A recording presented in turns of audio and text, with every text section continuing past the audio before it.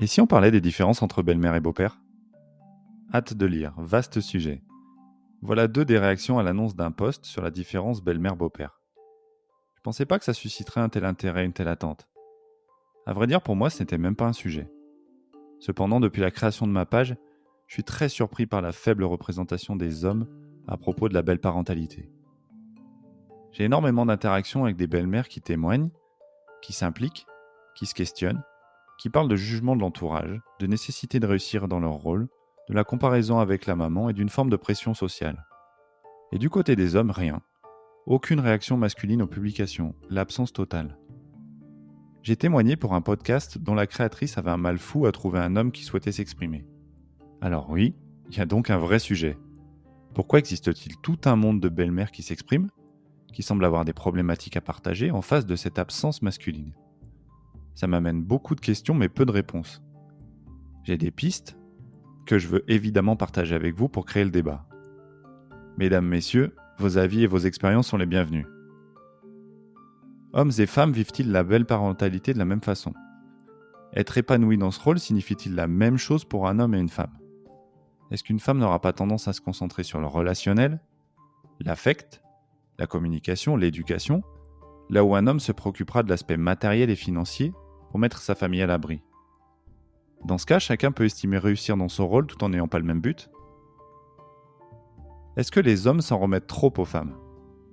J'entends des témoignages de belles-mères qui disent que les papas leur ont facilement laissé prendre leur place, comme si laisser une femme gérer les enfants était plus normal. Est-ce que les papas comptent sur l'instinct maternel pour se reposer sur la belle-maman?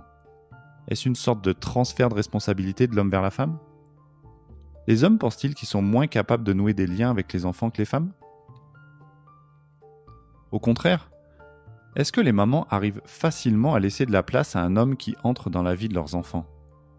Ma chérie m'a laissé mettre en place mes principes éducatifs et commettre mes erreurs, tout en me laissant être crédible auprès des enfants. Il n'est jamais arrivé qu'elle me dise « Ce sont mes enfants, laisse-moi faire comme je veux ». Grâce à ça, j'ai été impliqué dès le départ. Mais est-ce si facile que ça pour une femme de laisser un homme prendre cette place? Pourquoi trouve-t-on formidable qu'un beau-père s'implique auprès de ses beaux-enfants, alors qu'on trouve ça normal venant d'une belle-mère? Tout ceci ne vient-il pas d'un schéma archaïque du couple, où l'on attend plus d'une femme que d'un homme dans l'éducation des enfants? Si oui, il semblerait cohérent que la tâche de beau-père soit plus facile à vivre que celle de belle-mère. Ça expliquerait aussi que les belles-mères se sentent en concurrence avec les mères ou observées dans leur belle famille, ressentant une obligation de résultat. Il est aussi possible que les hommes aient moins besoin de s'exprimer à ce sujet, qu'ils se posent moins de questions tout simplement.